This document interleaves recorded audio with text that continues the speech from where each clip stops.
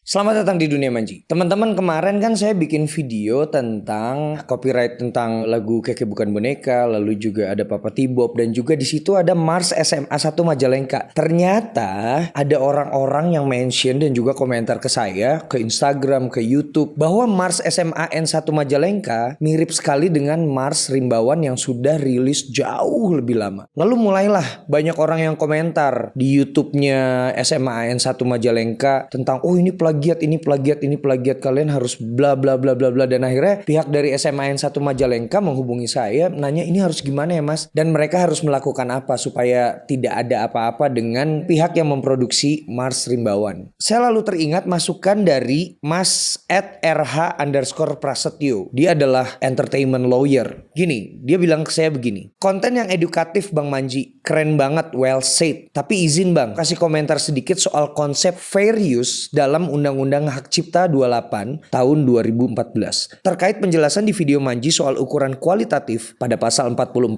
ayat 1 Undang-Undang Hak Cipta 28 tahun 2014. Hal ini harus dibaca secara menyeluruh Bang, pasalnya. Tidak dianggap sebagai pelanggaran hak cipta jika sumbernya disebutkan atau dicantumkan secara lengkap, dan ini pun hanya terbatas untuk keperluan 1. Pendidikan, penelitian, penulisan karya ilmiah, penyusunan laporan, penulisan kritik, atau tinjauan suatu masalah dengan tidak merugikan kepentingan yang wajar dari pencipta atau pemegang hak cipta. 2. Keamanan serta penyelenggaraan pemerintahan, legislatif, dan peradilan. Ketiga, ceramah yang hanya untuk tujuan pendidikan dan ilmu pengetahuan. Atau 4. Pertunjukan atau pementasan yang tidak dipungut bayaran dengan ketentuan tidak merugikan kepentingannya yang wajar dari pencipta. Lanjut lagi, kata kuncinya adalah terbatas keperluan pendidikan dan penyelenggaraan pemerintahan, legislatif, dan peradilan. Jadi intinya, untuk tujuan komersil tidak masuk dalam kategori pengecualian atau konsep fair use yang dimaksud dalam pasal 44 ayat 1 Undang-Undang Hak Cipta ini. Kesimpulannya, konsep fair use di dalam Undang-Undang Hak Cipta 28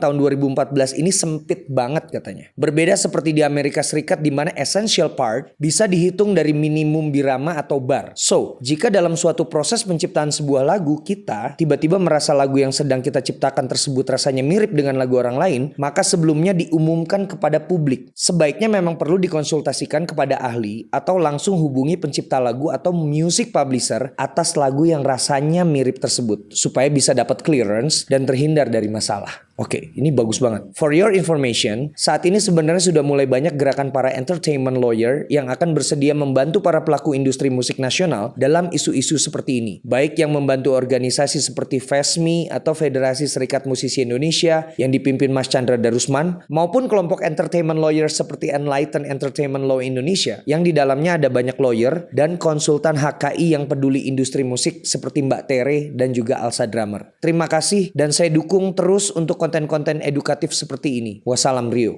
Ini adalah sebuah penjelasan yang sangat bagus dari Mas Rio tentang lagu-lagu yang misalnya mirip atau lagu-lagu yang digunakan oleh orang lain dari lagu yang lain gitu. Dan menurut saya Mars SMA N1 Majalengka ini bukanlah untuk tujuan komersil dirilisnya. Ini adalah untuk tujuan pendidikan. Jadi saran saya untuk lagu-lagu yang mirip, dan menurut saya lagu-lagu Mars itu mirip-mirip ya. Jika merasa lagunya mirip tinggal bilang. Atau kalau memang misalnya mengambil lagu Mars Rimbawan, tinggal mencantumkan di description, izin ke orangnya yang menciptakan, dan lain-lain. Sekali lagi, bukan untuk tujuan komersil. Ya, semoga apa yang dibilang sama Mas Rio ini bisa memberikan sebuah pencerahan lagi, sebuah tambahan ilmu lagi buat kita tentang copyright, bahwa jika ada lagu yang mirip sebaiknya dikonsultasikan dulu, dan jika kita merasa memang mirip lagu kita sama lagu orang, itu kita bisa menghubungi publishernya atau penciptanya dan bilang, meminta izin lah untuk clearance. Setelah itu lagu yang dirilis bukan untuk tujuan komersil itu bisa digunakan seperti tujuan tadi, pendidikan, untuk pemerintahan, dan lain-lain. Teman-teman bisa baca di Undang-Undang Hak Cipta nomor 28 tahun 2014 pasal 44 ayat 1 gitu.